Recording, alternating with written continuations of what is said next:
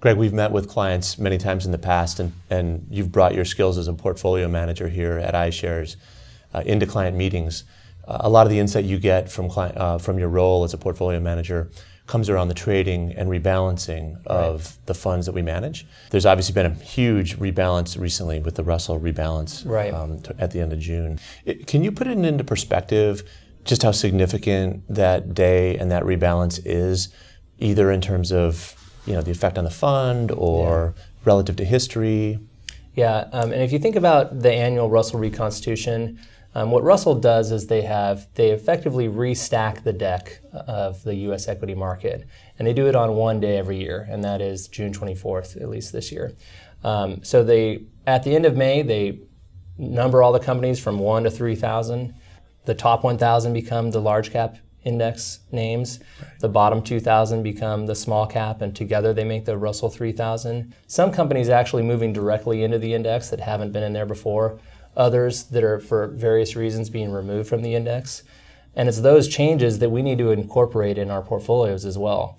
So, oftentimes you think that these are index funds and they'll just track the index, but they do that because we're rebalancing with those changes that the indexes are making.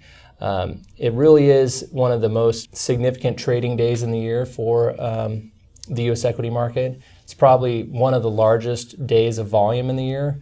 Were there some notable inclusions from that activity this past year? There were two very notable additions. One of them was General Motors. A lot of people considered General Motors coming back onto the market as an IPO. Russell, however, when they looked at this GM coming back into the market as a reorganized company, remember it had gone bankrupt, reorganized, and then gone through another offering. So they didn't view it as an IPO. They added it at their annual reconstitution. Some other names that I thought were fairly interesting is LinkedIn. So there's been a lot of fanfare. We've all seen it on the news lately. Perhaps many of us are even have an account at LinkedIn.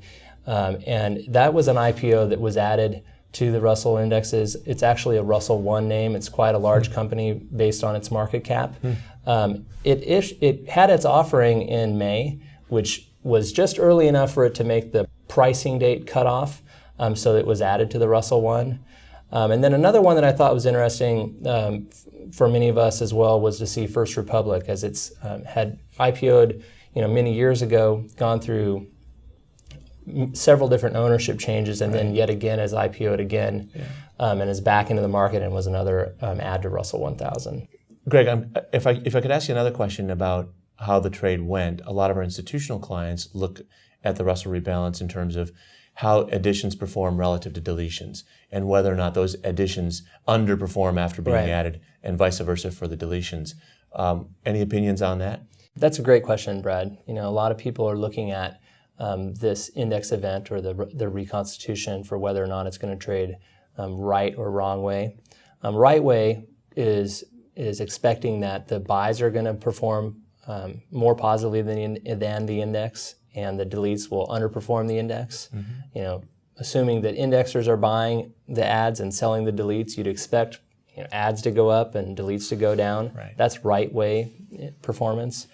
Wrong way performance is when you see opposite of that, where you see all of the additions or the buys that the indexers are buying, they're actually underperforming the index, with deletes outperforming the index. So that's the reason we're calling it wrong way, is because that's contra to what you'd expect would happen in an index rebalance.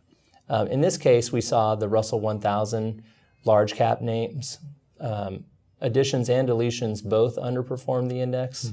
However, the overall rebalance in the Russell 1000 space had positive performance above the index, so it traded in index terms right way.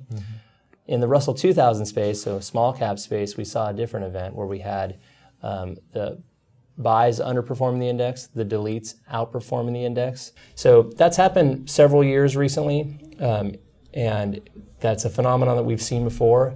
So that's one of the variables that you always see with the reconstitution, is how are these add-delete baskets going to trade? Something that we've got to monitor very closely. That's why it's important that we minimize our risk in trading around this event. Call 1-800-iShares to request a prospectus, which includes investment objectives, risks, fees, expenses, and other information that you should read and consider carefully before investing. Investing involves risk, including possible loss of principal.